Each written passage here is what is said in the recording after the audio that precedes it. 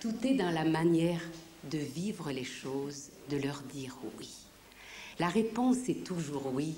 Je lisais une phrase de Woody Allen qui vous paraîtra déplacée, mais la réponse est toujours oui. Mais je ne me souviens plus tout à fait de la question.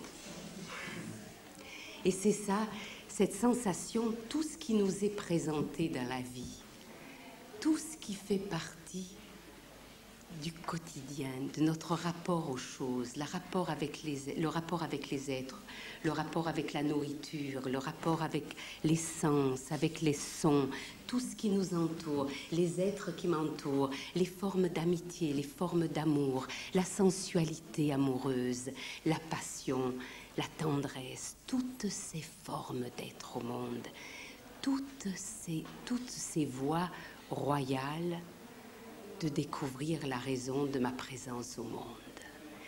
Et si j'ai le malheur de croire que je dois dépasser quelque chose de cette existence pour arriver à quelque chose de plus important et de plus essentiel, je passerai ma vie dans un déchirement insupportable et j'y succomberai une fois ou l'autre parce que la vie, la matière me rattrapera, me rejoindra impitoyablement où que j'aille pour m'enfuir et me ramènera du lieu où je suis partie impitoyablement.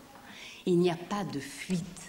Il n'y a qu'une possibilité dans une existence humaine, c'est la traversée de la matière, la traversée par toutes les antennes de nos sens.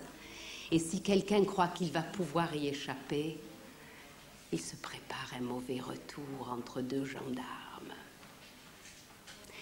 Parce que la vie, mais elle met en scène des drames de toutes sortes pour nous ramener. Vous croyez que cette vie, elle est à fuir, que ce monde, il est à fuir. Il est à imprégner de tendresse, ce monde. Il est à imprégner d'esprit. Et vous êtes ici, hommes, femmes, entendus entre la terre et le ciel, antenne de communication. Vous êtes choisis et vous n'échapperez pas à cette mission qui vous est donnée de faire entrer dans la matière l'esprit, la tendresse, l'attention, la douceur, la présence. Nous sommes là pour métamorphoser le monde qui nous entoure, pour l'emplir de notre amour, de toutes les manières imaginables. Et pour moi, évidemment, la relation de l'homme et de la femme, et je pense pour chacun de nous, est une clé de notre présence au monde.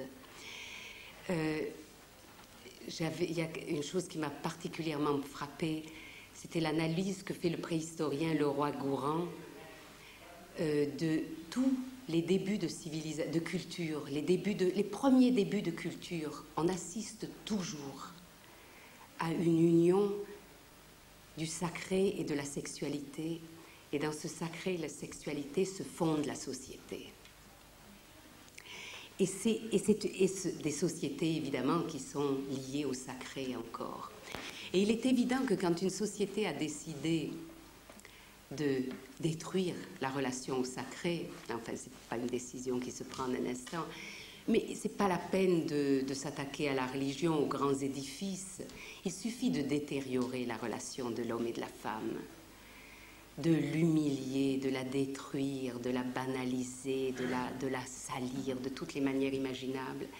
Et jamais une société a eu tant de moyens techniques pour le faire. Jamais que la nôtre. Pourquoi? Pourquoi? Parce que c'est évident que il faut, pour qu'une société mercantile, pour qu'une société matérialiste puisse s'établir, il faut que l'homme soit détaché de sa dimension sacrée, c'est évident. Pour qu'il se ressente comme un être de manque, pour qu'il ait sans cesse besoin de 1000 choses à acheter, de 1000 substituts, de 1000 ersatz. Sans arrêt, nous sommes dans un état de manque, des êtres d'incomplétude, en permanence. Parce que comment voudrez-vous qu'une société qui nous fait tout acheter fonctionne si nous n'avions pas l'impression à chaque instant que tout nous manque?